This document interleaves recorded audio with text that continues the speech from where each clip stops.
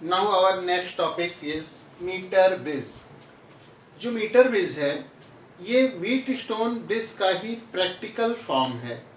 जब wheat stone bridge को आप पेपर पे बनाते हैं इस तरह से सर्किट को, तो इसी को व्हीट स्टोन ब्रिज बोलेंगे। बट इसी व्हीट स्टोन ब्रिज को जब आप एक्चुअल में बनाते हैं, रियल में बनाते हैं, तो उसको बोलते हैं मीटर ब्रिज। अब मीटर ब्रिज कैसा होता है, जब आप मार्केट से मीटर ब्रिज लाते हैं तो आपको वो कुछ ऐसा दिखेगा। इसमें एक वुडन बोर्ड होता है। वुडन बोर्ड मीन्स लकड़ी का एक बोर्ड होगा। इस लकड़ी के बोर्ड पर थिक कॉपर की स्ट्रिप्स लगी होती हैं, मोटी कॉपर की स्ट्रिप्स लगी होती हैं। दो स्ट्रिप्स एल शेप में होती हैं, इनका नाम होता है ए एंड सी। और इन दोनों स्ट्रिप्स के बीच में थोड़ा सा गैप छोड़कर एक स्ट्रिप और लगी होती है, इस स्ट्रिप का नाम होता है डी। इन तीनों स्ट्रिप्स पर कनेक्टिंग स्क्रूज लगे होते हैं वायर्स वगैरह को कनेक्ट करने के लिए।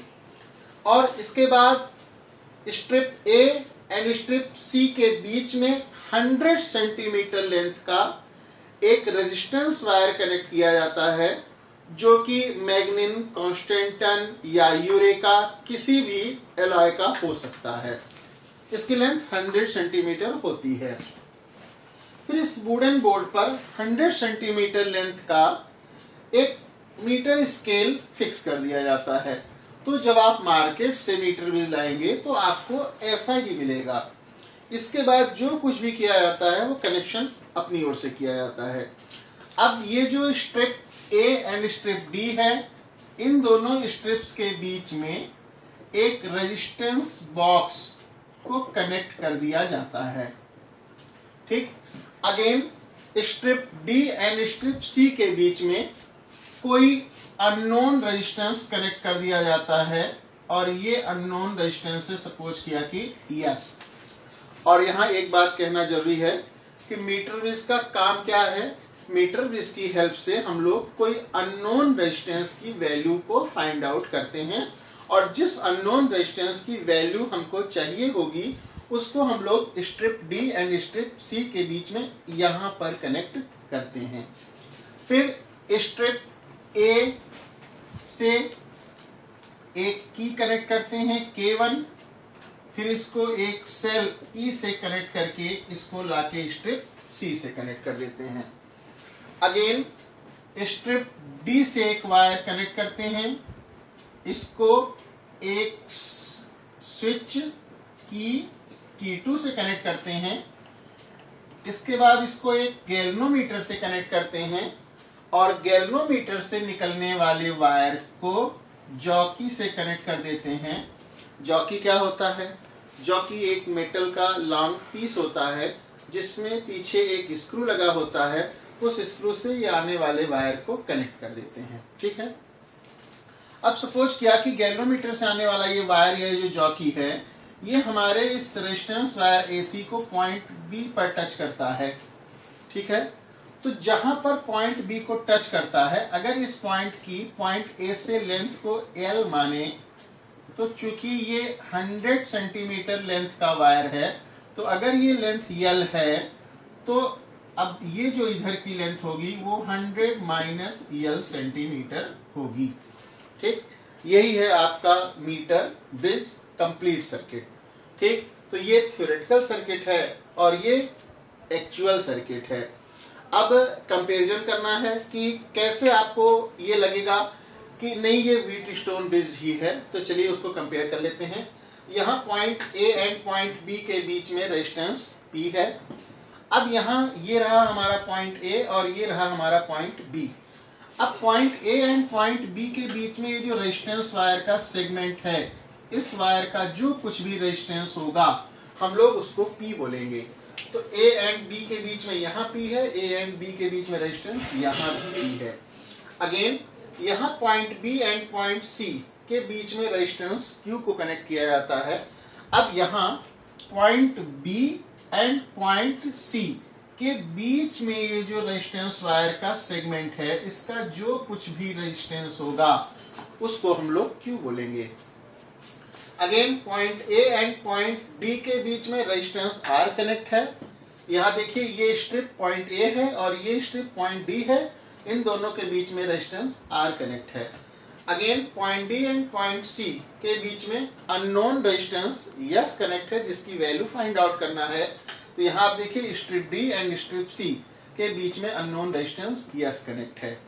Again point A and point C के बीच में ये की K1 के साथ सेल E कनेक्ट है। यहाँ आप देखिए point A and point C के बीच में की K1 के साथ सेल E कनेक्ट है। अगेन डायगोनल BD में B और D के बीच में की K2 के साथ एक गैल्वेनोमीटर G कनेक्ट है। तो आप देख सकते हैं डायगोनल B से D के बीच में की K2 के साथ गैल्वेनोमीटर कनेक्ट है। तो जो जो चीजें और जैसे यहाँ कनेक्ट हैं सेम वैसे ही यहाँ पे कनेक्ट हैं। तो ये भी व्हीटस्टोन ब्रिज ही है।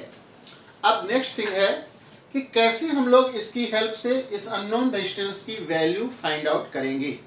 तो उसका तरीका ये होता है, आप क्या करते हैं, ये जो गैल्वेनोमीटर से निकल के आने वाला वायर होता है जिसको जॉकी से कनेक्ट किया गया है, इस वायर को या जॉकी को पॉइंट ए एंड सी के बीच में टच करते हुए मूव कराते हैं।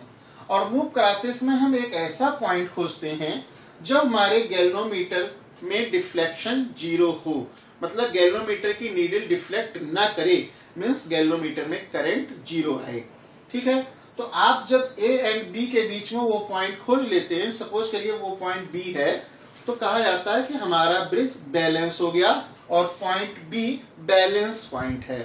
ठीक है, तो जब आपको बैलेंस पॉइंट मिल जाएगा तो ऐसी सिचुएशन में आपको पॉइंट ए से पॉइंट बी तक की ये जो डिस्टेंस है एल, इसको इस मीटर स्केल पर रीडिंग ले लेना होगा। ठीक है, अब सपोज करिए रेजिस्टेंस का फार्मूला होता है R इक्वल टू रो यल अपान ए। ठीक है, अब हमको पॉइंट ए एंड बी के बीच का रेजिस्टेंस P की वैल्यू निकालनी है। तो हम R की जगह पे सिंबल चेंज कर दिया P। इस रेजिस्टेंस वायर का स्पेसिफिक रेजिस्टेंस है रो, इस रेजिस्टेंस वायर की लेंथ है L एंड इस वायर का एरिया ऑफ क्रॉस सेक्शन है सपोज कर लिया A।